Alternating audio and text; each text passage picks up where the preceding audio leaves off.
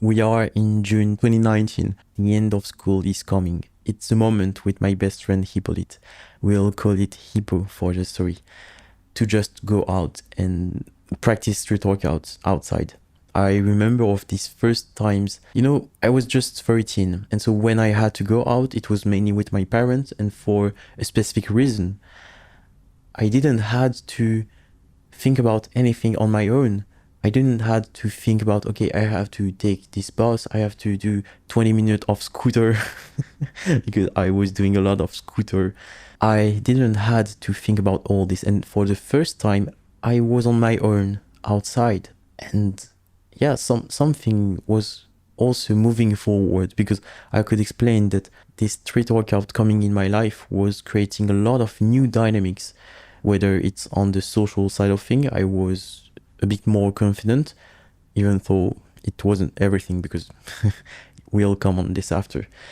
And also on the inner world I had for me, I explained that as a kid, as a child, our main world is basically two worlds: our family and school with friends, professors, etc.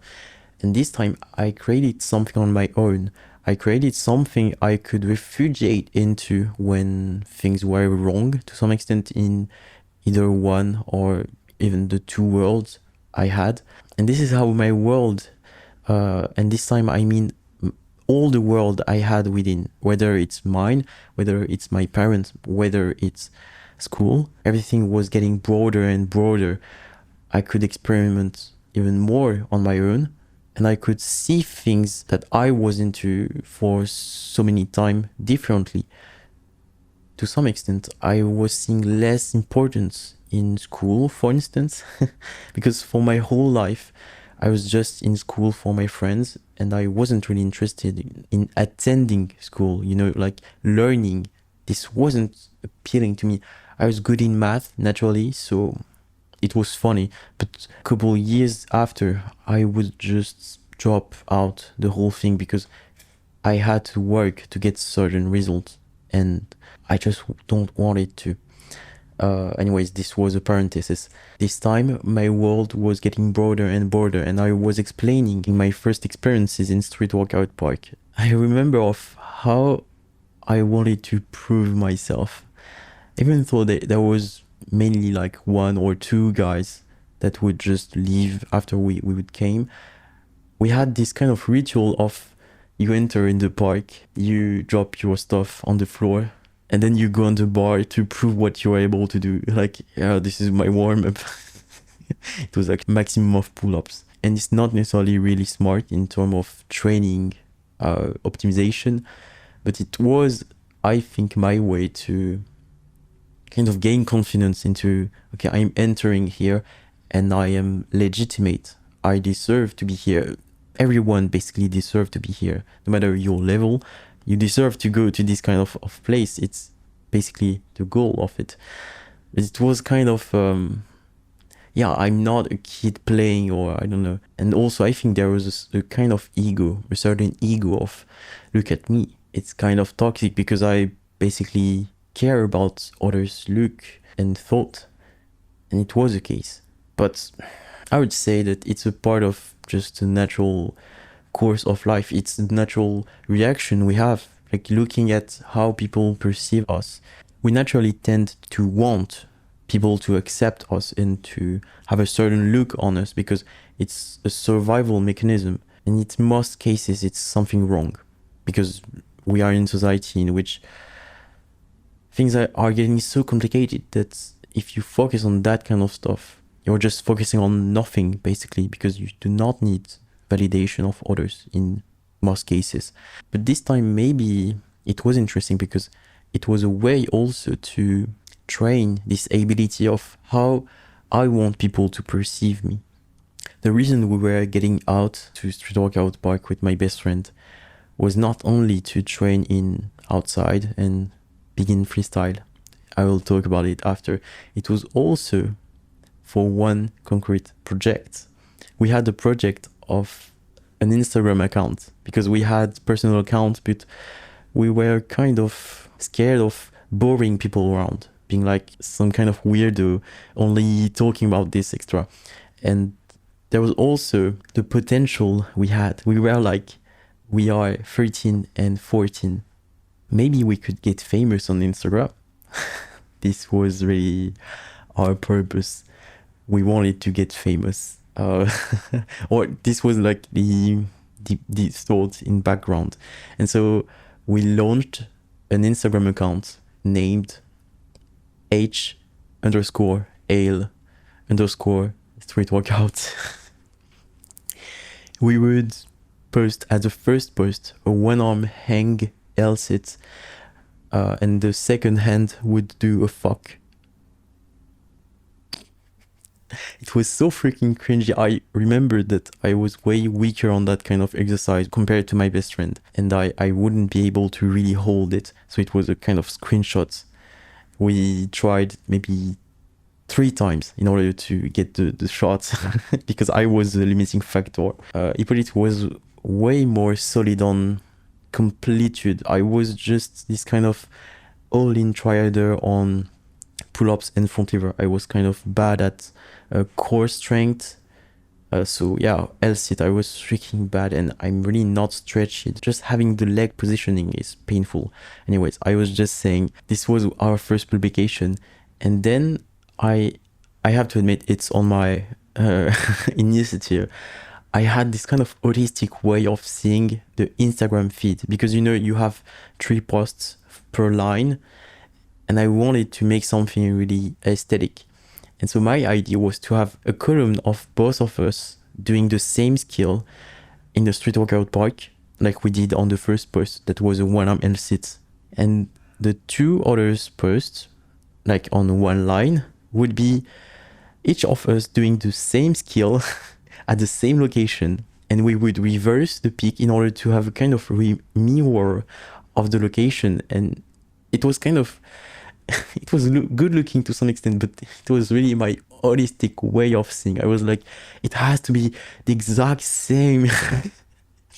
I remember I was kind of annoying with Hippolyte about this. I was really like a dictator. It had to be like this. And on this account, we were also sharing on the kind of weekly to weekly basis some progress for me on front lever and for Hippolyte on back lever. And we were kind of complementary on this. I remember of grinding each week couple seconds of tuck advanced front lever and getting more and more. I actually never stagnated. And the other funny thing I have to talk about with this account is that we were spamming messages under other famous guys' publications. We were going under Frank Medrano's or an account that was named No Gravity Workout that is kind of dead now. We were posting stuff like, hi, our name are Leo and Hippolyte, and we are 13 and 14 years old guy who shared their journey in calisthenics. We were spamming under the same accounts about every day, because this same account were posting about every day, sometimes more than like 2 to 3 times a day, and we were spamming as much as they would in order to get as much chances to be seen in the comments or anything. When I think about it, we were so like parasiting. It really is this, and to some extent we earned certain results from it. Like I remember of the first week in 2019, we have to remember of that, we were getting our first 100 subscribers. But anyways, this was the funny part of the stuff. This is something we continued to do until July, because we had to split apart in order to go to vacations with our family. I remember of how good I was feeling in this period.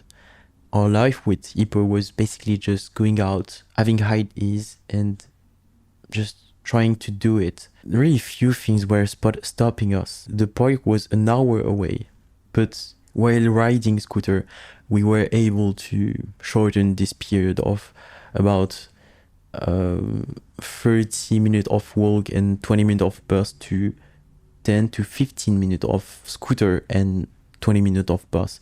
We had our scooter in the bus. We were sweating, our hands were crappy, like There was some kind of sand from the floor, and the mix with the metallic bar, like the sweat from other people and chalk.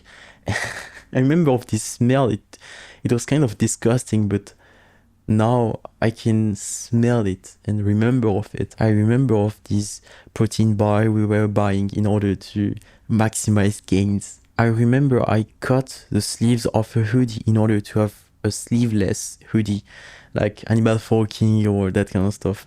I really thought that would look really cool and that we could use it for some of our publications. And this is something you can see in the account. Maybe I'll put it in description. And to me now, when I look at this, I think that it was a beginning of developing my own taste. I was also on the side listening some really special musics, some really special genre. It was some Skylord. Maybe you know him. It's a guy that basically shout for the whole song. Now I couldn't listen to this, but I was genuinely really living through his songs while doing my maximums of pull-ups, and we had really few limitations. But actually I had some. My mom. I had to come back at 6 p.m. each day if I was going out. And for this, okay, fair enough. But she was kind of attacking me for going out so much. And this is something that even at the day of today, I hardly understand. But I guess it's just our relationship with my mom. We would really easily get mad at each other, and situations would just escalate really intensively, quickly, about every time. This is the reason why when I went to vacation with her in the beginning of July, I couldn't really ask for a way to train, or like, maybe she could get me to a place there in which they would have this street workout park. And so I had to just wait during a couple weeks, actually no more than 10 days, I think. But it was also the occasion for me to develop my obsession. Because I remember looking around every time we were going out. If, for instance, we were in park, I was looking at any occasion to find a street workout park. If there was none, I was looking for barrier in order to do an attempt of tuck advance front lever, or maybe an attempt of half lay, I don't know. I was trying any way I could. I tried on the bottom of some bridges, little bridges, I mean, not high ones. And the good news is that throughout these kind of trials here and there, I could one day try a straddle front lever. It was so freaking hard. My butt was weighing 100 kilograms. But I could hold a bit, and it was kind of spoony, but I could hold. And I think this was a really significant step, because when I would come back, I would get even more confident into this. During the rest of the summer, I could maintain this kind of, I do trials here and there. When I have the occasion, I train. And I remember I was in Spain in holidays with my father. I had the very same behavior, looking around for any spot, any occasion to work out. And so this is how I could maintain to some extent and even progress a bit. At this time, at the beginning of August, I was doing some hold of tuck advance in which I was trying to push my legs even further in order to go for the half lay. It was really hard to just half lay because it's basically really close to full front lever. But I was getting on the way. In these vacations, I had a few occasions, so I was getting frustrated, and I was looking around at the place we were living in holidays, and there was this kind of table in stone, and it was so thick, but I could fit underneath, so maybe I could do a front lever. I remember of how thick the table was. I could only hold on my fingertips, and I tried, and this is how I did my first spoon front lever, full front lever, I mean. It was kind of horrible. My elbows were bent, my legs also. But this is something that again unlocked something within me. In my mind, I mean, I was like, whoa, damn, I'm able to do this. So just 5 minutes after, I tried again with even more intent of this time getting these legs straight. It was a bit better, but I was just lacking pure strength. I told you it was at the beginning of August. It was the 7th. But what I didn't tell you is that my birthday would be 2 weeks later. And so that was my goal. I was freaking locked in my head. I was at my dad's place in Normandy, and there was a stadium, a football stadium near, about 10 minutes in bicycle. I would go every day to train under some barriers of the stadium. And I was grinding each day trying to lock my arms, trying to do some negatives front levers, some raises with elastic.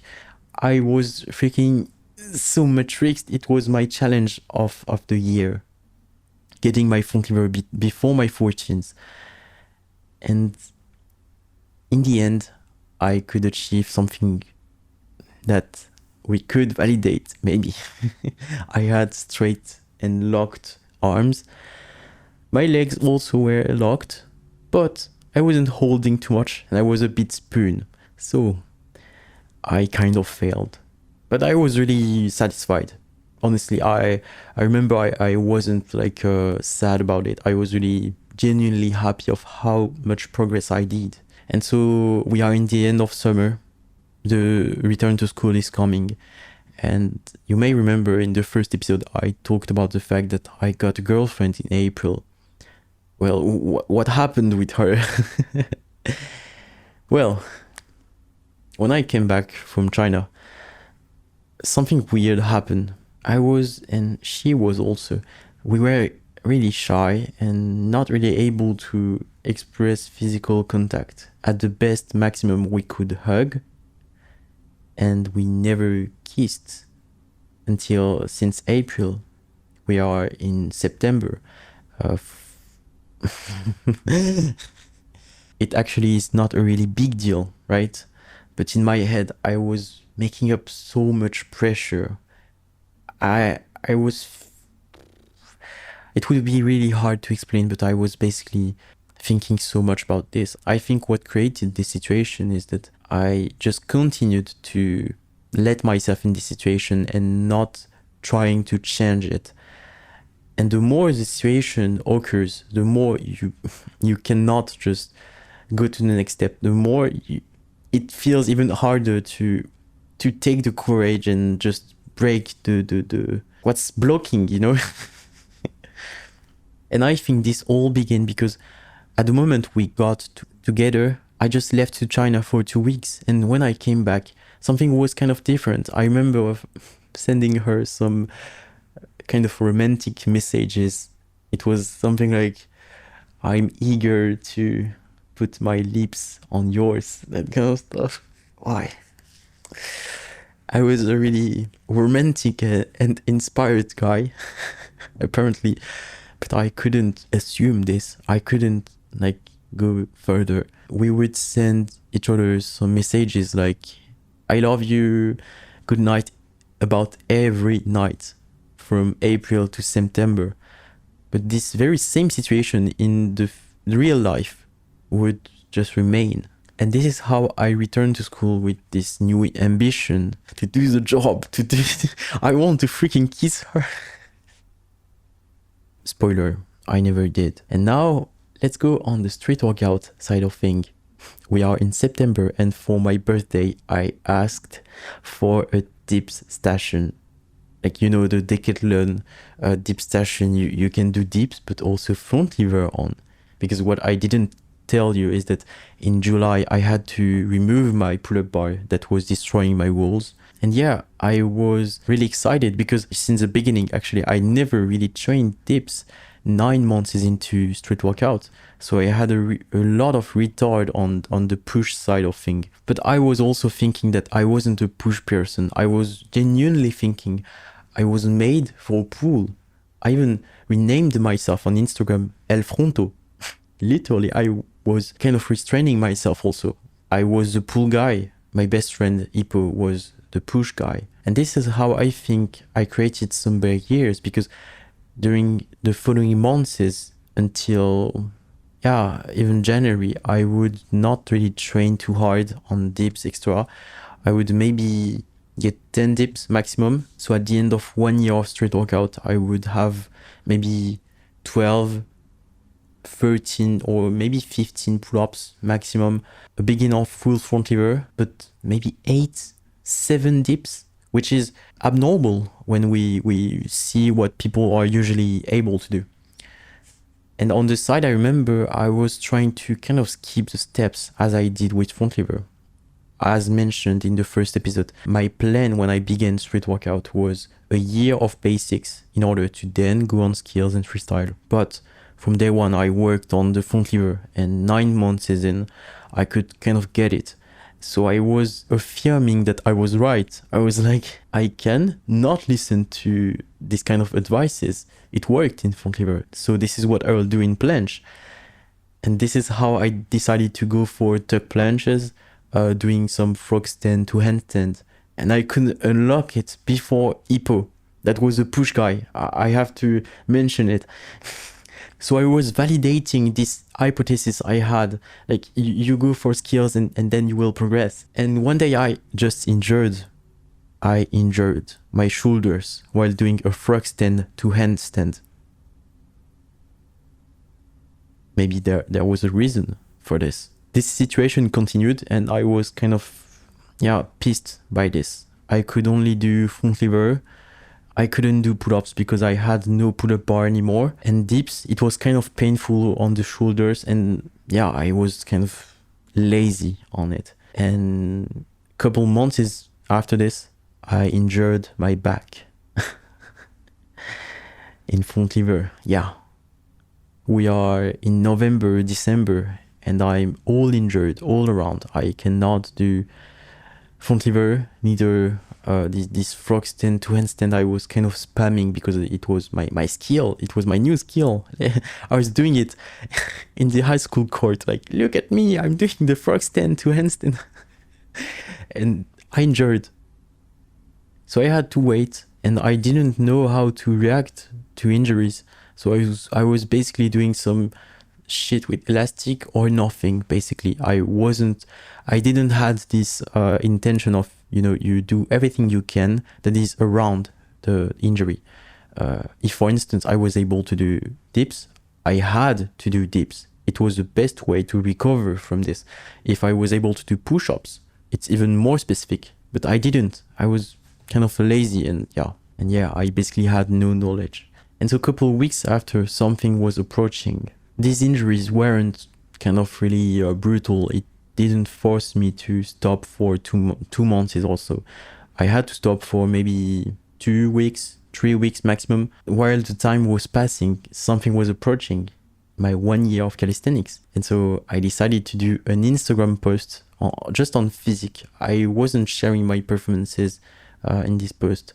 I was just sharing a 1 year evolution photo, And I remember of how my heart was beating when I was pressing the publish button. I was thinking about what would others think, but at the same time, I was I'm just proud of me, and I would be able to defend myself if people would try to attack me on this. And actually, the reactions were pretty well. I had a lot of positive comments, and no hate, no concrete hate. Maybe 2 dudes in the middle school that in the court would say, it's a guy that posted his physique on Instagram. But that's it. And this, I think, unlocked something in my head. I had even less limitations, so much that this is something I'm not really proud of.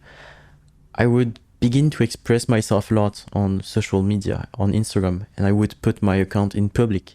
I would also, by sometimes, kind of express in a kind of disrespectful way toward others.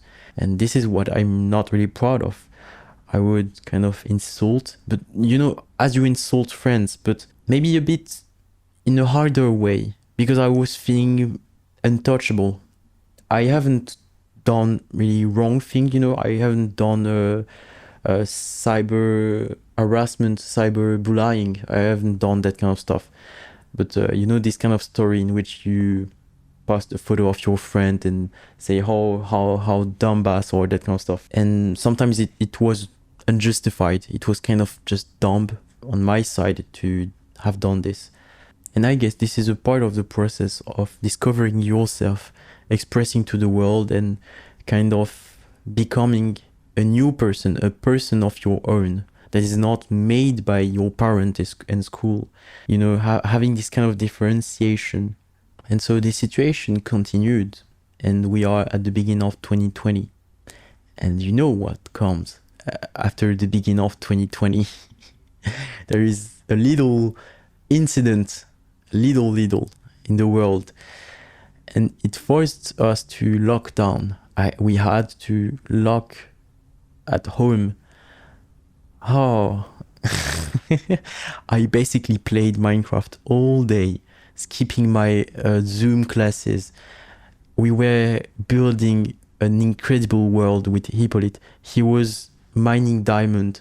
I was taking some pandas from the other side of the world and creating a kind of amazing garden, or even a cave with turtles. I was kind of autistic with animals.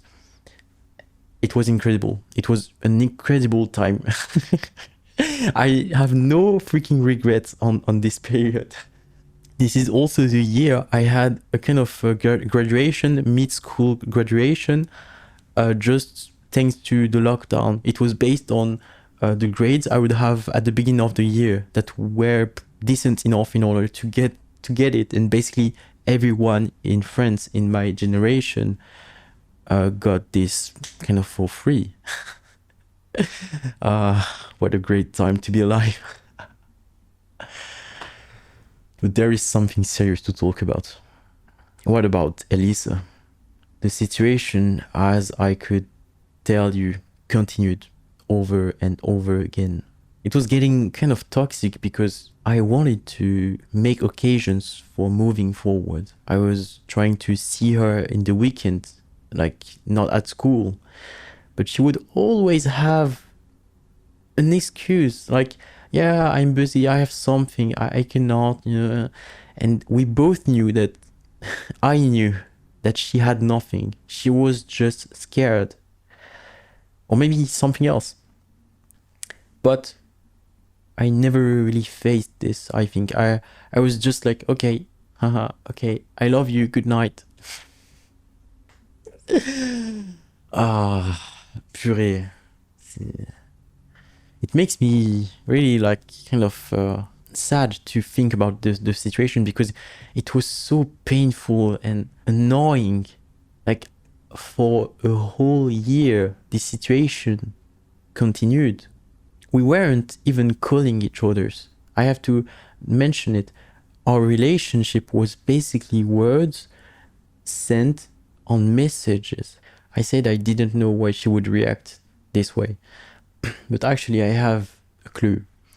I remember that in the month of June, I had finally an occasion to meet her outside of school. It was the first one. In my head, I was making up so much expectations. I was thinking all night, like, I'll kiss her this way, I'll take her waist, and then we'll do this and this. And the journey from my home to her home was an hour long. I had about 30 minutes of scooter and about 30 minutes of bus. I was sweating like a dog. I arrived. She opened to me. It was at her home. This is why I had so much expectations. It was that kind of, I'm at home and my mom is not here. I arrived and we were on the couch, and I was like, wait, can we go upstairs in your room? I want to see it. And she was like, no. And then we kind of didn't talk much because I was so focused on my ID that I couldn't execute. I have to defend myself. I wasn't a sexual predator. I wasn't obsessed with sex or anything. I was just genuinely willing to go beyond this barrier of just kissing her. I don't want it more. And this is why I think I was in my head. I was thinking about all this during 2 hours. And by sometimes she would show me a picture of a kitty, like, oh, look at how he's cute. And I was like, yeah. And nothing more happened. So I just got back home. And I guess this is the reason why we never met again outside of school. So now we come back on this lockdown time. I remember of having a really great life. I mentioned it and I haven't lied. Really, it was incredible. But on the street walk outside, I was feeling so much limitations. I was trying, it had been 2 months since February, January, so 3 months that I was stuck to a kind of advanced planche in which I was trying to unfold in straddle, and I was calling this the horse straddle planche. And yeah, I couldn't go further because I had no strength, no strengthening. I was freaking weak just trying to harvest strength with nothing to tank this. And there was basically a lot of things that was just wrong in my trainings. But I was, sticking to this idea of I could get my front lever due to this mindset. But later on, like today, I can say that it's basically just that front lever is way easier in terms of harvesting strength than straddle planche. And yeah, I had done a lot of pull-ups. Meanwhile, in straddle planche, I hadn't done so few dips, so few handstand push-ups, so few push-ups. And so I was kind of stuck in this situation. Meanwhile, Hippolyte, my best friend, I haven't talked too much about him, but what you know is that he's kind of way stronger than me in push. He's able to do maybe 15, 20 dips, and he spammed this. He, on his side, decided to stick to this philosophy of a year of basics and then go for skills. We kind of split it apart from the return to school in September. I remember he also got his dip station and he was freaking tryharding it. Meanwhile, I was, spamming my front lever and kind of avoiding my dips. And so I remember he was also doing a lot of handstand push-ups. He had maybe 4, 5 on, on the wall with the belly facing the wall. This is really different. And when I was really happy to achieve this frog stand to handstand and he couldn't, he decided to still stick on this handstand push-up, dips and push-ups kind of reinforcement. When the end of the year came, he tried a planche and he could hold a pyramid straddle planche, which is way, way, way harder and better than what I was trying to do for about 3 months. His first attempt was a pyramid. You are in tuck, you unfold, and then you try to hold. He was able to hold a pyramid straddle planche. When I saw this, I was so freaking pissed. I have to admit, I was freaking pissed. I was like, it's been 4 months since I'm working on this shit, like a dumbass. Nothing's moving forward. And I see my friend that has just done dips, handstand push-ups, and basic stuff, just be that high. And this was really hard to swallow. I needed a couple days, to be honest. I was happy, but I was trying to find details to invalidate his performances. I was like, maybe it's because of your bars, because and after looking at the situation, I decided to question my whole outlook of how I was doing things. And this is when I decided to, okay, maybe I should come back on basics. And I decided to engage in dips, handstand push-ups, and a bit of push-ups for a whole month. I was like, my goal is to progress only on this. I will stop straddle. I wanted actually the exact same effect. I wanted to have the kind of, you try first time and you can do it. It was maybe dumb, but the intent of changing my mind was here. And I think it was the first time I had this kind of grind, not as I had in August with the front lever. It was different because in August with my front lever, I was in vacation in holiday. I was just grinding. It was fun. But this time I was at my home, at my mom's place. I had a lot of restrictions, even though my life was pretty good with Minecraft and not having school. But I was restricted. I couldn't go out because it was lockdown. So I had this mood of tryharding in the dark, in the silence. This is what I've done for a whole month. I dedicated myself to these handstand push-ups, dips, and push-ups that weren't easy at all. I mentioned it, but I was thinking it, and to some extent, maybe there was a part of truth. I don't have that build of these guys, you know, that can have dips and push-ups really naturally. I had to work to get them. I had about the same structure, you know, you have an amount of sets with the very same rest, and your goal is to add a rep each time, you know, and I could progress this way. It worked, and I could, by the end of 1 month, go from maybe 3 handstand push-ups, no more, to 8. And for dips, I could go from 5 maybe to 4 to 9 or maybe 12. I don't really know, but it ended up really successful. And so it was a moment to go for this, you know, straddle planche trial. What happened? It's been a month that I stopped trying this kind of ridiculous horse pyramid that is not pyramid, neither straddle planche.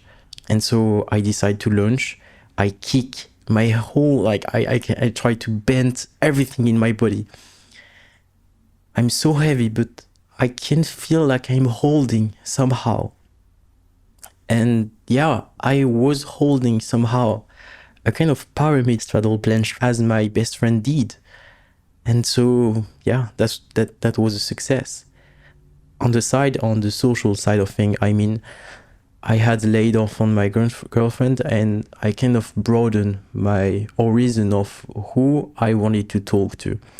And I had a kind of friend group on WhatsApp, and yeah, I kind of socialized here again, and I made new friends. And when the end of the lockdown would happen, we had planned a party, a night party, I mean, and it was my first time, I think, that I was about to go to night party with people. And I think we can now state this as the end. Obviously, we are just in the summer 2020, so there are a lot more things to talk about, but it's a great ending point. I sincerely thank you for having listened to the whole thing. I hope that was entertaining, interesting, that you came grown from the whole thing. I hope also that the sound quality was better. I haven't mentioned it, but I will put the message of the preceding introduction. I hope that you have cleaned something, you have tied up your room, or maybe cooked, or go for a walk. This is really good for you, like going out for a walk. If this is something you're not used to, it will literally change your mind. Maybe I'll talk about it in a concrete video. But anyways, I wish you a good day to spend your time mindfully, and see you.